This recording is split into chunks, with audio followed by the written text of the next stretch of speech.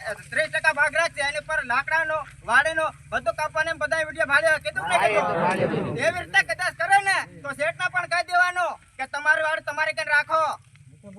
ખાઈએ એટલે તમારી એમપીમાં બે એટલે આપણે કઈ જમે રે કે હાવ જમે વગર નથી કરે તારે અને તારે 400-500 રૂપિયા દાડી લે આપણે તો વાહે કઈ બધા કઈ લો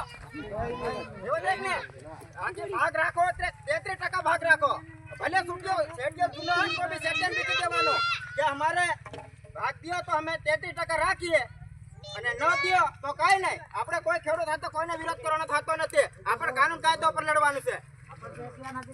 હા અને તમારો શેઠિયા જૂનો હોય ને તો બી એમ કીધું ભાઈ તને ભલે તમને ઉપાડા લે 50,000 લાખ રૂપિયા ગમે તે ઉપાડા લે તો બી કહી દેવાનું કે 33% રાખવાનો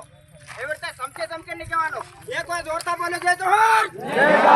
કેમ કે મૂળની વાસિયા ધરતીની અંદરમાં કોઈ ના અત્યારના આપણો આદિવાસી સમાજ અને આજ માલિક આપણો નોકર બનીને ફરી રહ્યો એટલે ફરી રહ્યો એટલા માટે ગમે ત્યાં બી તમે ભાગ રાખો બાકી એક જ વાત કેવી રીતે આપણો આદિવાસી સમાજ એકતા ભેગે કરશું તો જ આપણે આગળ આવશું બાકી એમને ભારત એટલે તો કોઈ નહીં થાય જેવી રીતે આપણે બધા ભેગો થાય તે થાય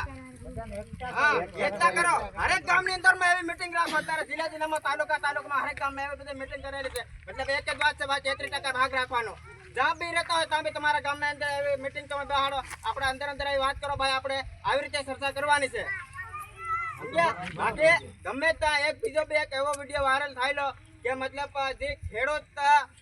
30% ભાગ આપશે તો ખેડૂત ઉપર અમે 1,51,000 રૂપિયા દંડ માંગશું એમ કે વિડીયો બતાવી ભાળ્યો હોય ભાળ્યો કે નહીં ભાળ્યો આપણે પણ કહેવાનું કેમ કે આપણો આદિવાસી સમાજ સ્વતઃ ભાગે ભાગ રાખે તેની પર 1 લાખ રૂપિયા આપણે પણ દંડ મેકવું પડે કે નહીં મેકવું પડે બસ જય જોહર